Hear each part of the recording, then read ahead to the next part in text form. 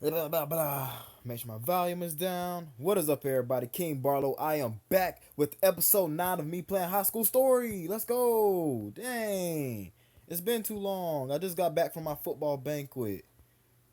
And I'm ready to do some quest.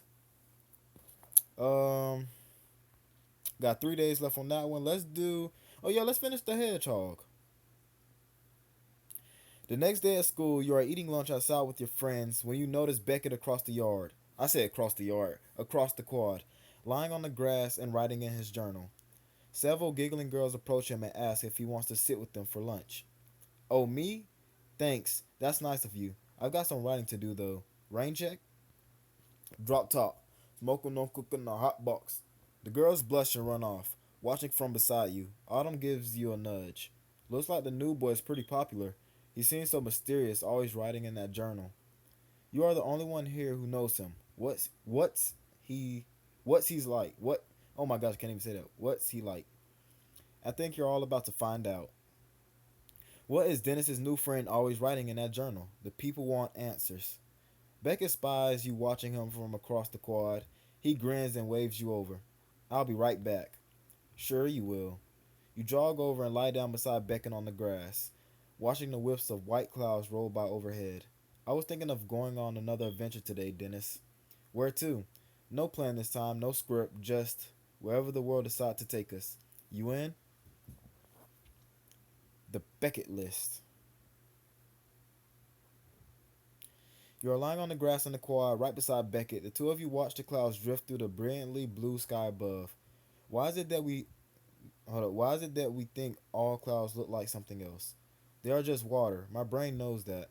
It's a fact, but when I look up, all I see is a wisp of snow, of knowing smirk, or an outstretched hand with my grandmother's weathered knuckles.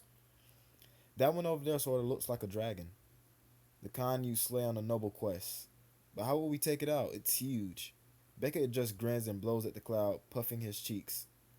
And just then, through dumb luck, the dragon cloud slowly breaks apart, dissipating into soft white streaks. You both smile. Isn't it funny? Clouds go by so slowly, but before you know it, they're gone, and the world's whole backdrop is different. Kind of like life. You read my mind. Life just goes on and on. And then in a blink of an eye, it's passed you by, and you wonder what you were doing the whole time. This dude is rhyming. He's a poet. Beckett sighs, his eyes fixed on the parade of clouds above. Sounds like you've got something on your mind. You okay? Yeah, it's almost my 17th birthday. I'm that much closer to being an adult. I know things will change. I can feel it, and I don't know if I'm ready. Beckett's hand lingers on the worn journal next to him. Is that what you've been writing about it in your journal? Yeah, just about every day lately. Want to read it? My journal? You sure you're okay with that? I am because it's you, Dennis. I feel like out of every soul in the world, you really get me. Beckett flips open his journal and hands it to you. The rough cut pages of scrawled handwriting fluttering in the wind. You read Beckett's journal out loud, the writing that spills onto page after page. The things I want to do before I'm 17: make history, travel in time, live my dreams, walk in someone else's shoes. Whoa, that's some list. There's just so much in life to experience, it's never too early to get started. Hence the bucket list of things I want to do before I'm 17. You mean a Beckett list? That does have a nice ring to it. But how are you going to pull this off? Everything on your list is pretty ambitious. Yeah, and honestly, a little abstract. Understatement of the century. Well, it's always been my philosophy to live with no regrets. It means I have to, oh my gosh, it means I have to dream big, go for a road not taken. And philosophy is just a fancy way to say stubborn.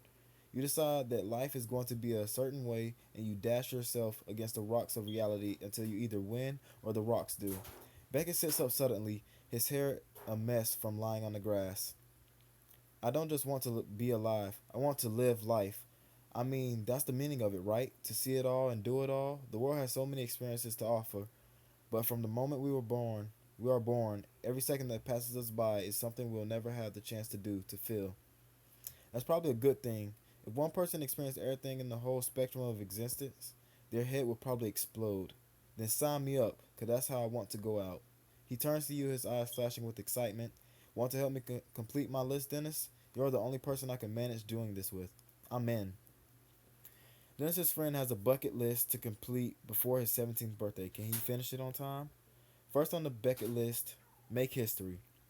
Wait to start small, you know. That reminds me of those crackling old recordings of Armstrong on the moon. Right. Going where no one has gone before, doing something no one else has done. That's what I want to do. Got an express ticket to Mars? I wish. I'm thinking maybe we invent something or break a world record. Ooh. We could set one of those really weird records, like most socks ironed on the mountain. Perfect. We'll do a whole bunch of them today. Hold up. Whole bunch of them. Today will be one for the history books. We're going to make history, Dennis. In the prep hangout, you find a stopwatch while Beckett gathers up armfuls of bubble wrap, hula hoops, feather boas, and other materials for record setting. Time to do what no one has ever done before. Most bubble wrap popped in a minute. Ready, set, go. You and Beckett grab fistfuls of bubble wrap and squeeze. The air is filled with crackle of bubble wrap as you crush and stomp on it in a frenzy. 58, 59 seconds.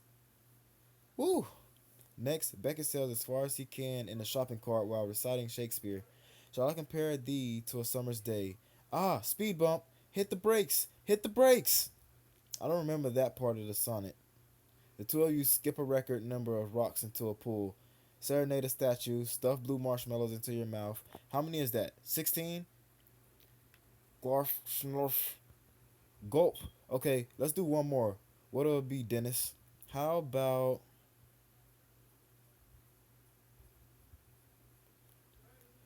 most somersaults in a onesie? Most dog poons told. I'm guessing that's jokes. I'm not sure. Most words typed with your feet. You pull off your shoes and start typing away on the keyboard while Beckett starts the stopwatch. A surprisingly tough task. Why are my feet so clumsy? How do monkeys do anything? Finally, Beckett crosses make history off his list. History made. Take that, Caesar. Hold up, Cesar? Dennis is setting world records with a friend. Do you want to break a world record? You and Beckett apply for your world record online. Just as you hit submit, Peyton bustles into the prep hangout, busily texting. Hi guys, what you up to? We just made history, set a few world records, no big deal. Oh, fun. Wish I could stick around, but I gotta grab this colored pencil set for my little sib. I thought you were the youngest in your family. Oh, I'm talking about the Big Sibs program.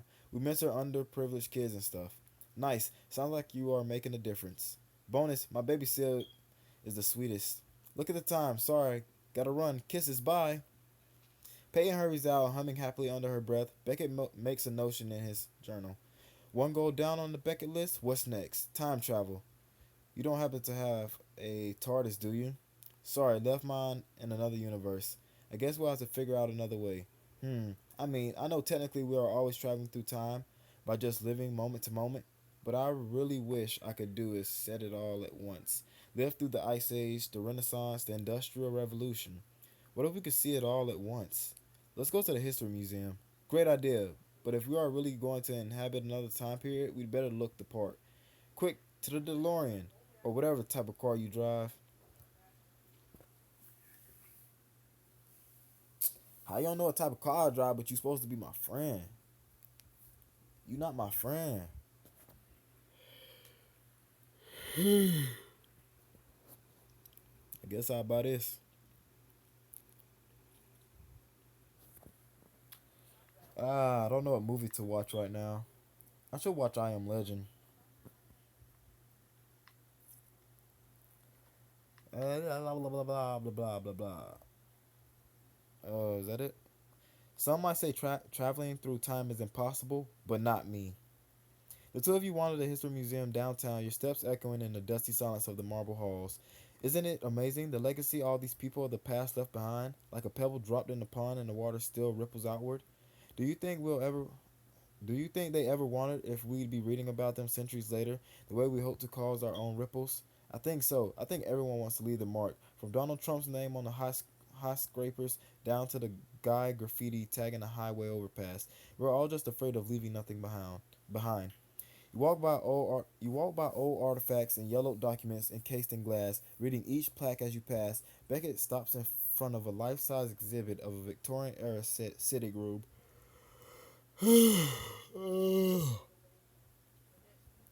Dennis, this isn't enough. Right now, I feel like I'm just a spectator, not someone transversing the path of time. We need to do more. With that, Beckett hops the railing into the sitting room exhibit. He holds out a hand to you. Let's really live in the past, Dennis. Come on. Okay, okay, but you're taking the fall for this. You hop the railing too, landing between an ancient pianoforte and a chase lounge. We're part of the exhibit now, so look sharp. A few museum goers approach, distractedly reading their gallery map. When they look up,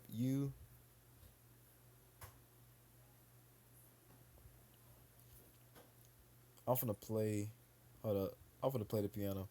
You let your fingers trail over the off-white keys on the pianoforte. You tap out a single tune that rings out in the quiet museum while Beckett lounges on the couch, just like in Jane Austen novel. The museum girls marvel at the music and snap selfies with you. Visitors come and go, taking photos of you and Beckett. Just as one walks away, you notice a security guard coming. Uh-oh, trouble's on the way. The security guard shouts at you to get out of the exhibit. You and Beckett vault over the railing and sprint out of the museum. Woo, that's enough of the past for me. Yep, about time we get back to the future. Dennis just participated in the History Museum exhibit. Would you pay to see that? Outside the museum, Beckett thumbs open his journal. One of the lines jumps out at you. Live my dreams. That's a big order, Beckett. Yeah, I don't know about that one. I doubt I'm going to become a published travel blogger or have the tea with J.R.R. Tolkien anytime soon. How about we do this literally? We'll reenact your dreams. Are you sure? My dreams can get pretty bizarre. Got any examples? You could say that. He flips to another page of his journal and shows you page after page to meticulously recounted dreams. We can pull this off, but we'll need some friends to get in on it. I don't have an actor? This stinks.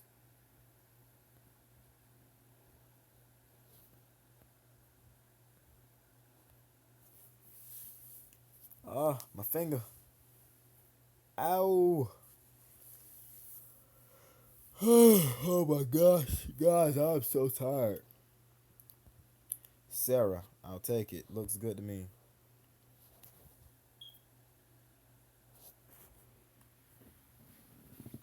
Blah, blah, blah, blah.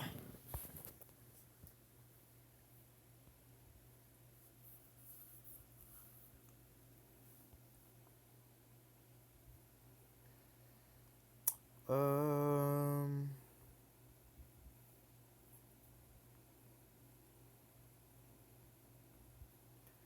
what quest was I on? What the freak? Oh,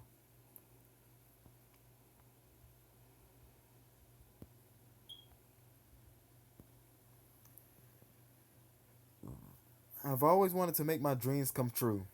Back at the school, you gather your friends in an empty classroom to reenact Beckett's dream. Beckett passes out scripts with the dialogue and stage directions. This is nothing like my dreams. Mine tend to be about government shutdowns and super PACs. It says here that I'm your fourth grade teacher. What's my motivation? You want a raise so you can go pro in banjo playing. At banjo playing. True story. Hey, I brought the stuff you wanted. There's balloons, skateboards, and meatball subs. Perfect. Places, everyone. Good thing you're a cute, Dennis. Otherwise, there's no way I would ever do this. Alright, Dylan. Cut that gay shit out. And action. Chaos reigns as your friends act out one of Beckett's dreams in an empty classroom. Class, our subject today is the care of llamas. Please open your textbooks. Yes, Julian? Hey, the new puppy ate my textbook. Again with the excuse, Julian? Seriously, look. You see Beckett's puppy scarfing down part of a meatball sub. A pair of glasses are balanced precautiously on his snout. Beckett looks around in confusion. All the classmates open up their meatball subs like textbooks. Of course he did. Raleigh's a star student.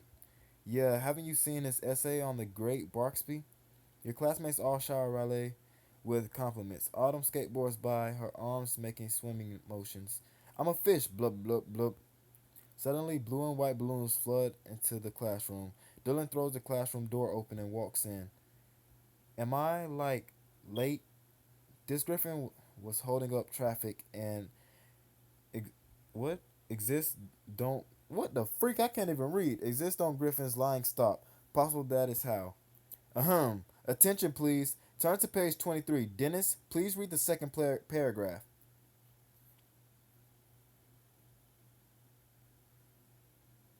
What was I supposed to do?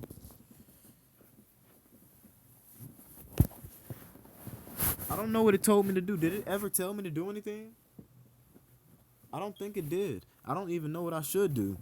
I could pretend to read aloud, nap on the table, argue with the dog. Let's argue with the dog. You sit down on the floor beside Riley, who licks your hand. Riley, I have to disagree with your assessment of the economy. Riley barks. You say that now, but don't you think that that betrays the principles of the free market? Riley yips happily again. Sir grins. Right you are, Riley. You get an A plus. Dennis fails the class and must start over from kindergarten. No! Simon, what are your thoughts on the text? Attention? Attention paying wasn't I. Sorry. Brilliant. I quit. In fact, I'm running away to play my banjo in the Alps.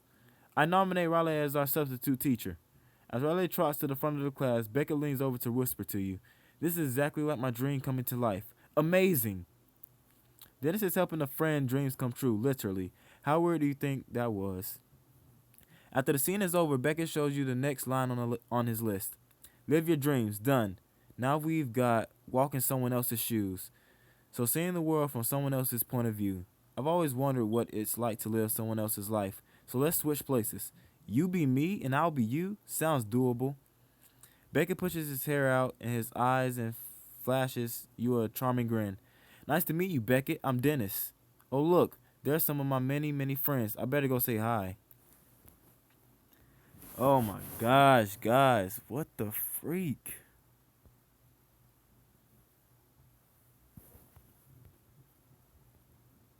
Hey, I got a writer now. These quests are something serious. I need to start doing the main quest again. I'll give you pink hair, punk.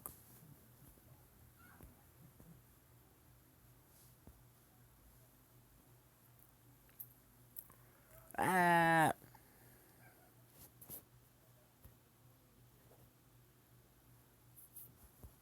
A writer. I don't have a gamer. For real, I really don't. How do I not? Please explain. I need a girl because the girls be looking fine.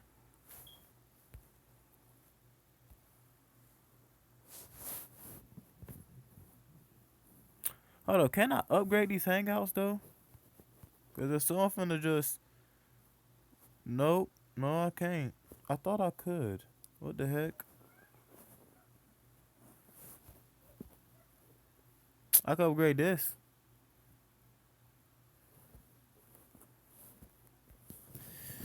So that's what I shall do. Add friends. I think I needed a gamer. What? What the heck? Oh.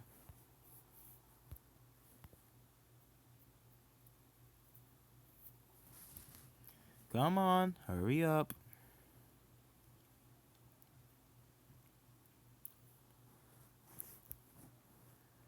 This girl name is Grace. I like it.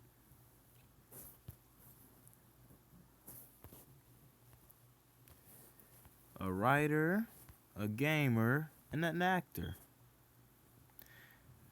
Stifling laughter, you follow Beckett, who strides confidently up to your classmates on the quad, greeting each in turn while pretending to be you. My novel just has so many plot holes, I don't know what to do. Well, I believe in you. In fact, I know a few friends who can help you work through your writer's block.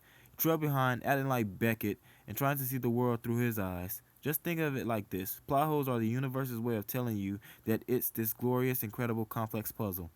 You wander through the campus with Beckett stopping by the computer room. Dennis, thanks for hooking me up with Nishan's VIP pass for Epics of Egalia.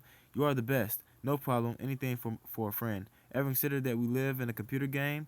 This could be a simulation we never know. What? Later you come upon Sarah working on a monologue.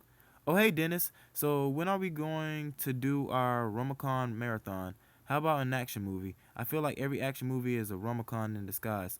Yeah, what Dennis Beckett said. As Sarah walks away perplexed, you notice Beckett staring blankly into the distance. You okay, Beckett? If it's not fun anymore, we can stop. No, it's not that. It's just being you, it actually made me realize something about myself. Beckett shoves his hands into his pockets and ducks his head, no longer pretending to be you. The whole point of this was to walk in someone else's shoes and do that. I realized what it's like to be you. What's the point? Wasn't that the point? It worked too well. Everywhere we went, there were people you've made real connections with. You've welcomed so many students to this school and helped them, but my bucket list is all about me. What's wrong with that? This is your 17th birthday. We're talking about. I've already done so much. Lived life to the fullest. I feel like a pirate who's hoarded all his gleaming treasure up for himself and buried it. I want to share it. Help someone else experience as much life as I have. I think I know where you can start. Remember Peyton's volunteer work with Big Sibs? I bet she'd be psyched to have us help out. You always have the answers, Dennis. Dennis is walking in someone else's shoes. Have you ever wondered what it'd be like to be someone else? You and Beckett meet Peyton at the community center downtown. She rushes out to meet you, a smear of paint on her cheek. Thanks for coming. My little sib Casey is going to love you guys. So how can we help? Well, the aim of the Big Sibs is to help unprivileged kids achieve their goals by inspiring them and encouraging their creativity. And what's Casey's goal? Oh my gosh, there's so much. Casey wants to be a rocket scientist and an artist and a zookeeper, but most of all, Casey wants to be a superhero. Cute, huh? Haven't worked up the nerve to tell Casey that superheroing isn't a real job. Actually, hold off on that. How about we make Casey a superhero for a day? Let's go save the day, superhero style. The next day, your whole school is decked out to reassemble a gritty cityscape straight out of a comic book. Peyton walks onto a campus with Casey, a beaming 5-year-old girl dressed as a superhero Scarlet Justice. Go on, still Dynamo, time to play sidekick. You readjust your superhero mask and walk out to meet Casey on the school steps. Scarlet Justice, we've got a city to save. Together with Peyton and Beckett, you help little Casey live out her dream of being a superhero for a day. Thank you so much for defeating that enormous crocodile. Our sewers are safe forever. No sweat, Mayor Peyton. Right, Scarlet Justice? You flash a thumbs up at Casey, who giggles. As a sign of our gratitude, here's the key to the city and the top secret science lab that definitely must never ever fall into evil hands. I'm trusting you to keep this key safe. Just as Peyton hands over a large silver key, a quadcopter zooms out of nowhere to snatch it away. Beckett appears in a white lab coat. Muhahaha! I have you surrounded by my army of robots.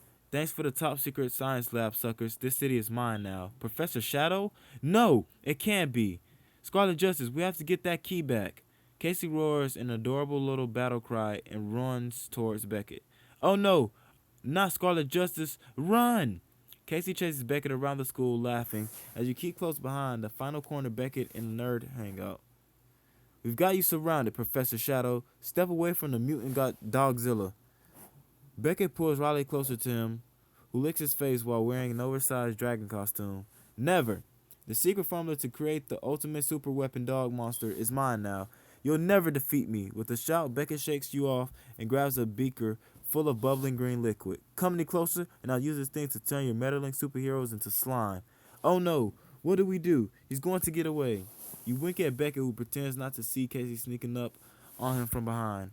Casey swats the beaker, and Beckett sends himself sprawling. Casey triumphantly climbs onto Beckett's back, victorious. Curses, now I'll never take over the world.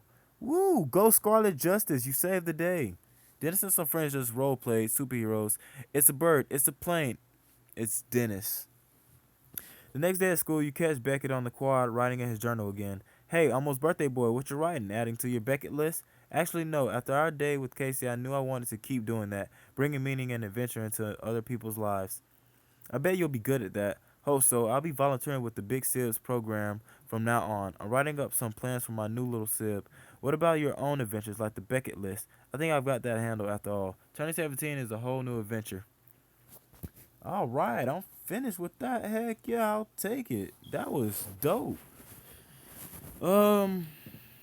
Guys, that's going to be it for this episode, which was episode 9.